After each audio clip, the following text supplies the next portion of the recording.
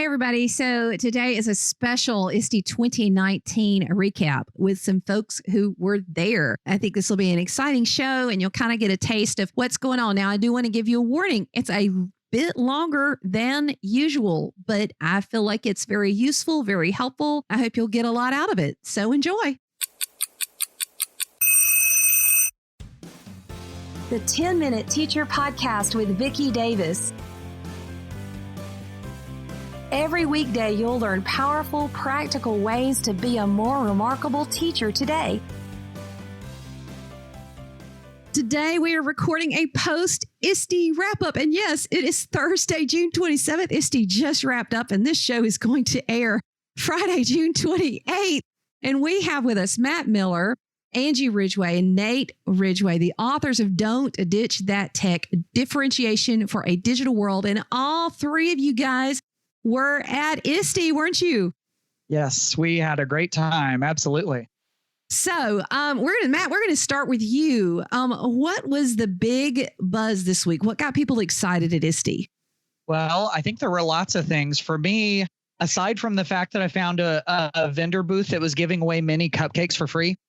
Probably. How many cupcakes did that you really get? Did get me excited. Well, I only got one. I held back. So, well, for me, the big one came at the Flipgrid event that night.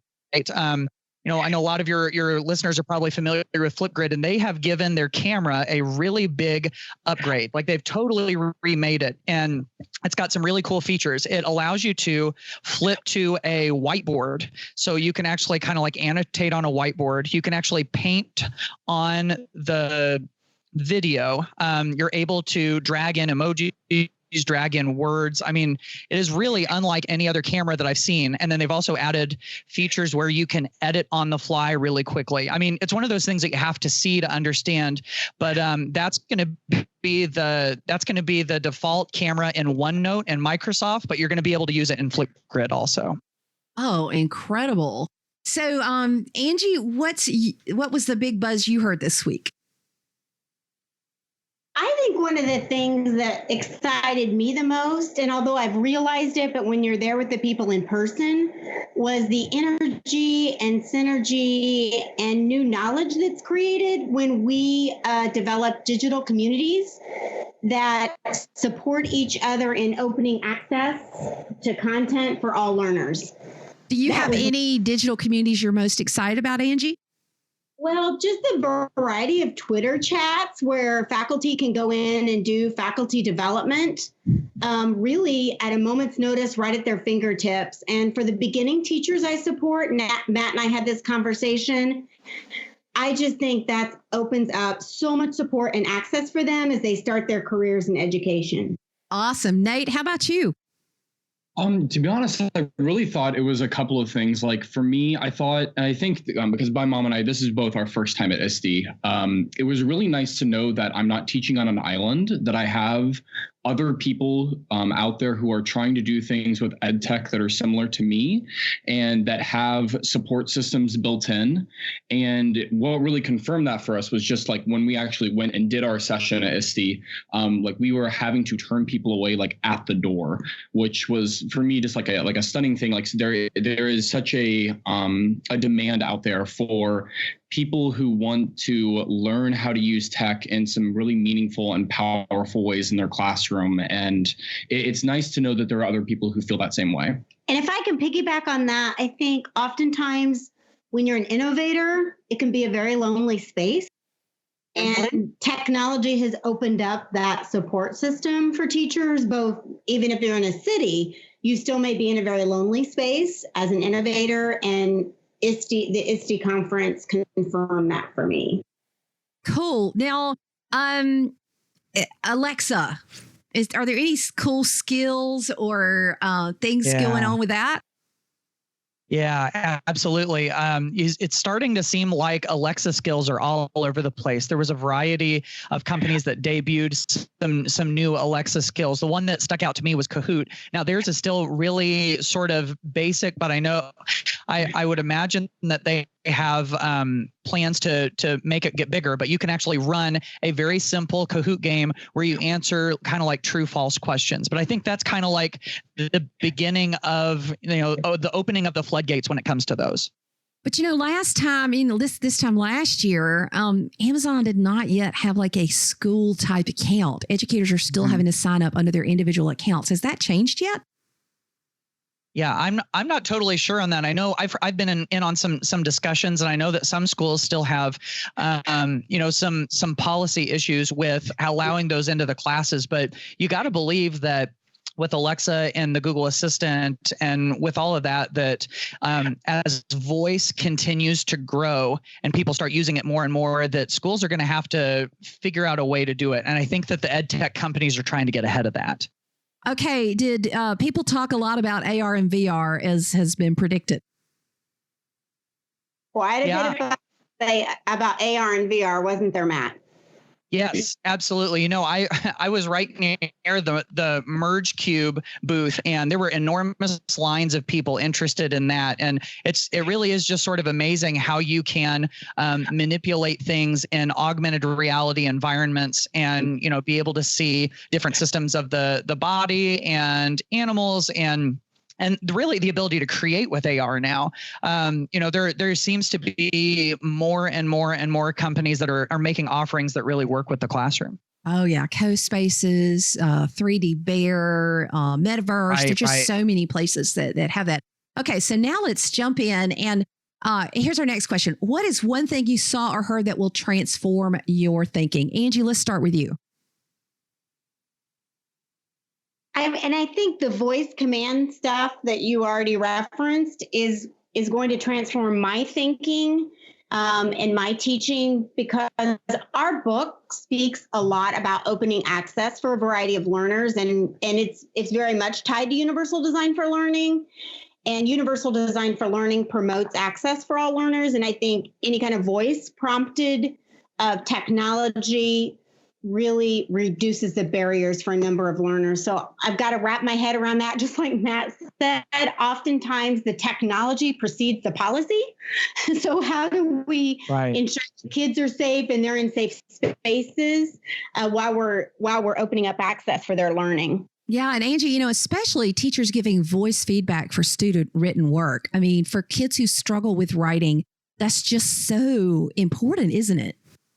It sure is. And what we're already finding in higher ed, at least on my campus, and I'm sure it's all over the place, is that students have a high preference for the voice feedback. We're finding that they're spending more time on the voice feedback on their work than they are the written feedback, which is great for both the teacher and the learner. And can I quickly add to that? Vicki, you were saying that with that voice feedback, the other thing I think that's great about that is that teachers love it because it's so much faster and easier a lot of times to leave voice feedback because you don't have to type, and we talk so much faster than we type. Oh, I know. You've got Kaizena, you've got Read Write Toolbar.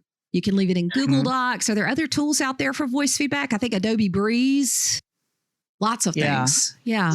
I think for me, a lot of times I'll even use my mobile device and just use the dictation features on it. And with many of the mobile apps, I know even with Google Classroom, if you get that mobile app and you just use the dictation feature, just hit the little microphone, you can throw comments into private comments and even public comments really quickly. Awesome. Nate, how about you? What transforms your thinking? There was a couple of different things. I do actually want to continue the vein of thought that we just had, because there was a couple of new-ish kind of features that have come out that I think are kind of important on like that making things kind of like more accessible, and especially feedback more accessible. Flipgrid has revealed that they are beginning to really expand something that they are calling, I think it was like in-depth or immersive translation. Immersive reader, yeah. Immersive reader, that's right. And the immersive reader thing is amazing in terms of like what it's actually done to like for kids who are like, especially like English language learners or like students who have they need some time to like process like the language that they're hearing. It breaks it down by syllables. It translates it into different languages. It comes up with transcripts for students that are made automatically. Wow. And then the other thing too is that like, and something that I think really like every presenter should be using is the Google Slides feature, where it translates and actually puts down on the slide like what you're saying while you're presenting. And for students, even though it can be like a little bit visually distracting the first time that you actually do it, the closed captions that it gives students like on the screen while you're talking are really important for students who are, for students who do have like listening or hearing difficulties, they can do what you're saying. Well, I use either Pear Deck or Nearpod, but neither one of those have that feature yet. Yeah, I think I've seen, I'm not sure exactly how you do it, but there are ways, at least with Pear Deck, that I know that you can run both of those together. But yeah, there's some teachers who have found that there are ways to do that. Awesome. Okay, Nate, did you finish? Oh, no. Yeah, I was going to add on to that. I think for me, just the transformative things that I saw were when teachers and, different people who I met and I talked to were starting to take some of those ideas that they've had about like certain areas and begin to like actually like bleed them over into like other areas that they could apply some of those lessons and some of those principles. And so like there was like a really interesting mashup that I had that when I was sitting in on a panel. And was something that I did with my teachers and staff is I taught them how to do escape rooms through escape room, like do it like through an escape room experience. And like something that I had the fortunate pleasure of doing was like actually like I'm going to be soon like sending that resource out to other people because I put out on Twitter like who would be interested in actually doing this in their school. And like we get those kind of like because like just you're there and you have that community that's present at SD, like you really can like take those ideas and those ideas really can get legs. So awesome. I would love to have that resource too, Nate. I hope you'll share it with me and we can share it with all of our listeners. Okay, so Matt, what transformed your thinking? Because this is, how many ISTEs have you been to now, Matt? This is my fourth. My first one was in Philly, and we just got done with one in Philly. So it was kind of full circle for me. And something that's been around for a little while now was one that I really dug into more deeply, and that was the ISTE standards. And I think sometimes we look at standards as something that we have to use, like another thing we have to put on our plate. But when you look at the ISTE student standards, for instance, I just see ideas and I see, inspiration of things that we can add in. We look at empowered learner, digital citizen, knowledge constructor, innovative designer, computational thinker, creative communicator, global collaborator. And you hear all of those. You don't have to package all of those into a lesson. But if we, every once in a while we're planning lessons, we look at that list and we go, what can we add into what we're doing? It really can help us transform those lessons and help our kids be more future ready. Yeah, and I think it just makes us more well-rounded when we focus. Okay, so we've talked about what was at ISTE, but every time I've gone to ISTE, I've kind of left and going, okay, something was missing. What is the one thing each of you wish more people were discussing at ISTE and beyond? Nate. There's kind of a whole variety of things. I think like something that I saw a lot of tweets around this as well. Like when I was just kind of like, we were working social media and like while we were there is like the amount of people who were just like blown away by the things in the expo hall. But then like I really wish there was more talk about like some of like the why of those particular things, especially like how it relates to like research and like why, for example, like if you are going to pick this one particular app or this one particular product, like what, like is there actual like good evidence-backed reasoning for like why you should be using it? Like the intentionality of things. I think that's one thing that I was kind of missing from the experience. Matt, how about you? Yeah, I'm sort of on the same boat there as far as, you go in the vendor hall, but then also you go into the sessions too. And I think that you've got to have a real discerning eye of how can this really help move the needle in my classroom? There's so much that you can take away from ISTE. And I wish that we had a little bit more of the discussion of, is this really the best thing? Is this really going to push things forward? Or are there other ways that we're already doing that can help it? So I think, sometimes it's easy to blindly follow the crowd and do what seems kind of like trendy and cool. I really would love to see a little more of that discerning eye. Angie, how about you? What are we missing? Well, I think one of the things, the lens that I carry is how do we ensure that we are bringing in a diversity of faculty from different experiential groups, linguistic backgrounds, geographic locations, all of those cultural backgrounds, all of those kinds of things, because, the conference is expensive, like all national conferences are. How do we ensure that everyone can get there and can participate, or at least a greater group? Mm-hmm. And to kind of bounce off that, like, I think, and this is something that I thought about too while I was there, is like, I know that there are educators out there who have amazing ideas, but they simply can't afford to like get to the conference and share those. Does that kind of like make sense? Like, yeah, it does. I mean, a lot of us, myself included, pay for ISTE out of our pocket. And so I typically go every other year because it is expensive. And I think the Not a ISTE hashtag helps to mitigate some of that. Totally. But there, since you've been there, of course, you realize there's a different synergy that happens when you're with people in person. Oh, absolutely. And just getting to see folks is just incredible. Okay. I'm going to ask you all three one question that you do not know is coming. And Matt, I'm going to start with you. Okay. Your most epic ISTE 19 moment. My most epic ISTE 19 moment. Oh my goodness, Vicki.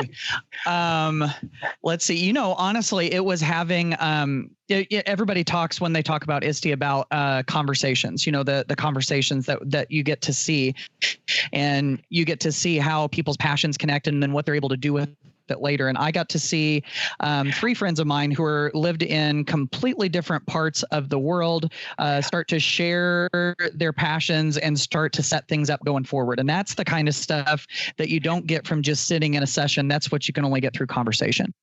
Awesome. Nate?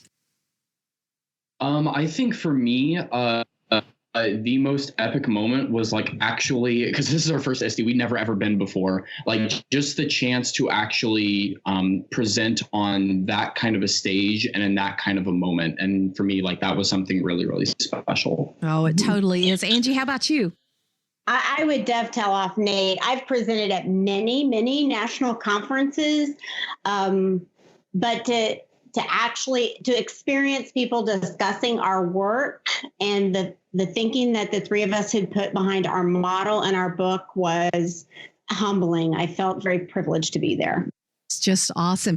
Well, everybody who did not get to go, remember the hashtag Not at ISTE 19 is still going. Peggy George, who we had on last Friday, shared a live binder with all of the resources that she has collected, and it has grown. There's lots of Periscoped sessions. There's lots of things that you can still do, even if you went. Sometimes when I went, you just can't get to everything. I would go through the Not at ISTE hashtag for the whole month of July, which is what I'm doing now. So thank you three for sharing with us. And the name of your book is Don't Ditch That Tech: Differentiation for a Digital World. Thanks for coming on the show. Thank you, Vicki. Thank you for having us. Thank you so much.